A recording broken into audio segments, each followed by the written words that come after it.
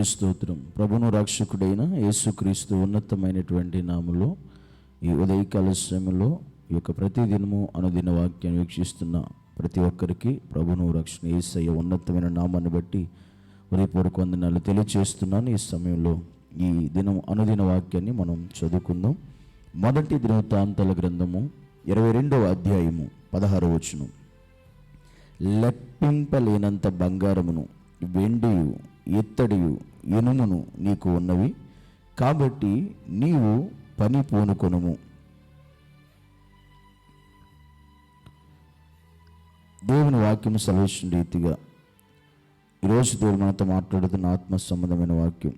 దేవుడు చెప్తున్న విషయం మనం గమనిస్తే, మనిషి జీవితంలో లెక్కింపలేనంత బంగారము, వెండి, ఇత్తడి, ఇనుము మనకు ఉన్నా కూడా దేవుడు చెబుతున్నా, నువ్వు పని పూనుకుంటే నేను నీకు తోడై ఉంటాను అని దేవుడు మాట్లాడుతూ ఉన్నాడు. ఈరోజు మనుషులు ఎన్నో రకరకాలైన పనులు చేస్తూ ఉంటారు. ఒక్కొక్కరు ఒక్కొక్క పని వారి జీవితంలో కలిగి ఉంటారు.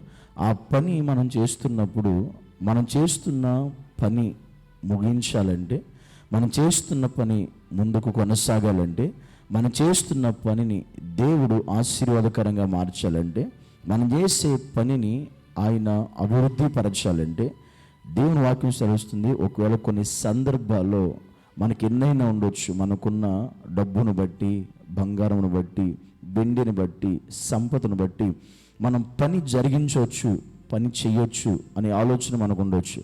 కానీ దేవుడు మనతో మాట్లాడుతున్న విషయం ఏంటంటే, మనకి ఎన్ని ఉన్నా కొన్నిసార్లు మన పని అవదు, మన పనులు జరగవు. పని మనం ప్రారంభించినది మనం ముగించలేము కొన్ని సందర్భాల్లో. కానీ మనం ప్రారంభించిన పని ముగించబడాలి అంటే మనకి దేవుడు తోడై ఉండాలి. మనం చేసే ప్రతి పనికి కూడా దేవుడు తోడై ఉండాలి. దేవుని హస్తం మనకు తోడై ఉండాలి. అప్పుడే మనం చేసే ప్రతి పని ఆశీర్వాదకరంగా మార్చబడుతుంది, అది అభివృద్ధి చెందుతుంది, మనం చేసే పని పరిపూర్ణంగా ముగించబడుతుంది. అందుకే రోజు చాలామంది జీవితాల్లో వారు చేసే పనులకు దేవుని తోడు లేదు గనుక, దేవుని హస్తం వారికి తోడై ఉండలేదు కనుక వారి పనులు ముందుకు కొనసాగలేని పరిస్థితి మనం చూస్తూ ఉన్నాం. కనుక దేవుని సన్నిధిలో ఈరోజు ఈ మాటలు ఉంటున్న మనందరం కూడా దేవుని వాక్యం సెలవిచ్చిన రీతిగా మన జీవితంలో మనం చేపట్టిన ప్రతి పనిని, కీర్తనకారుడు చెబుతాడు, ఆయన మా చేతి పనిని స్థిరపరచును అని కీర్తనకారుడు సెలవిస్తూ ఉన్నాడు. మన చేతి పనిని కూడా, మనం చేపట్టే ప్రతి పనిని కూడా, మనం చేసే ప్రతి ప్రయత్నమును కూడా దేవుడు అది జరిగించాలి, దాన్ని సంపూర్తి చేయాలి అనే ఆలోచన నీకుంటే, ఒకవేళ నువ్వు కూడా ఎన్నో పనులు ప్రారంభించి ఉండొచ్చు, నువ్వు ప్రారంభించిన ప్రతి పనిని దేవుడు ముగించాలనుకుంటే, అది జరగాలనుకుంటే, ఒకవేళ నువ్వు ప్రారంభించిన అనేకమైన ఆగిపోయి ఉండొచ్చు. కానీ ఇప్పటికైనా ఏ పనులు అయితే నీ జీవితంలో ఆగిపోయాయో, ఏవైతే ఆటంకాలు వచ్చాయో, ఏవైతే వ్యతిరేకతలు వచ్చాయో, వాటన్నీ కూడా ముందుకు కొనసాగాలి, జరగాలి అనుకుంటే నీ జీవితంలో ఒకటే గుర్తుపెట్టుకోలే, దేవుడు నీకు తోడై ఉండాలి. దేవుని తోడు లేకుండా, దేవుని హస్తం మనతో లేకుండా మన ఈ భూమి మీద ఏ ప్రయత్నం చేసినా, ఏ పని చేసినా అది ముందుకు కొనసాగదు, అది ముగించబడదు. కనుక మన ప్రతి పనులన్నీ కూడా, మన ప్రయత్నాలన్నీ కూడా సఫలము కావాలంటే దేవుడు నిత్యముగా మనకు తోడై ఉండి పని జరిగించాలి. ఎగ్జాంపుల్, మోషే ఉన్నాడు. మోషే అంతమందిని నడిపించాలంటే మోషే వల్ల కాదు. మోషే ఎదుట లక్షల మంది ఉన్నారు.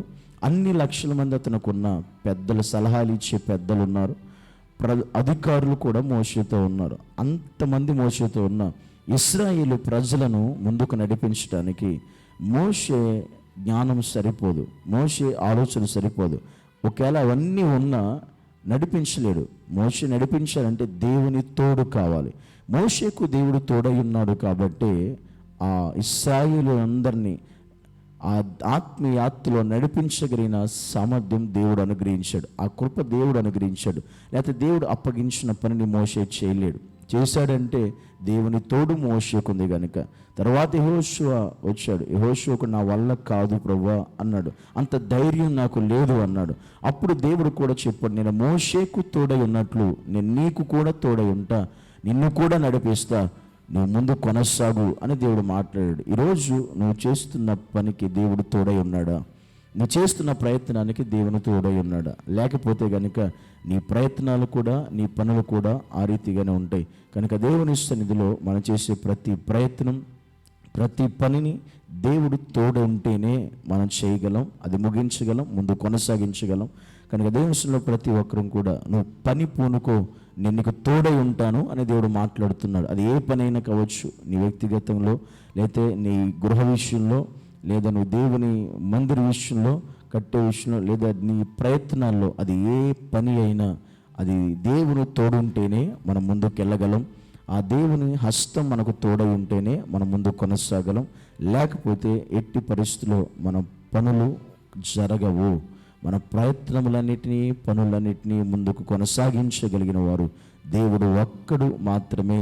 ఆ విషయాన్ని మనం గమనించాలి. కనుక నీ పనులు ఆగిపోయినవి కొనసాగాలనుకుంటే, నీ పనులన్నీ కూడా ముందుకు జరగాలనుకుంటే, నీ ప్రయత్నాలన్నీ సఫలం కావాలనుకుంటే ఖచ్చితంగా దేవుని తోడు నీకు ఉండాలి. ఆ దేవుని తోడు కొరకు ఖచ్చితంగా మనం ప్రార్థించే వారిమై ఉండాలని ప్రభు ప్రేమతో మనవి చేస్తున్నాను. కనుక ఈ దినం నుంచి మన పనులన్నీ కూడా జరగాలనుకుంటే దేవుని తోడు కోసం మనందరం అనుదినము దేవుని స్థానంలో ప్రార్థించే వారిమై ఉండాలని ప్రభు యొక్క ప్రేమతో మీకు తెలియజేస్తున్నాను. కళ్ళు మూసుకుందాం, ప్రార్థన చేద్దాం. పరిశుద్ధుడైన మా తండ్రి, సర్వాధికారి అయిన మా యేసయ్య, శివాధిపతి నీకు వందనాలు. ఈరోజు నేను ప్రభు నీ వాక్యాన్ని బట్టి ప్రార్థిస్తూ ఉన్నాం.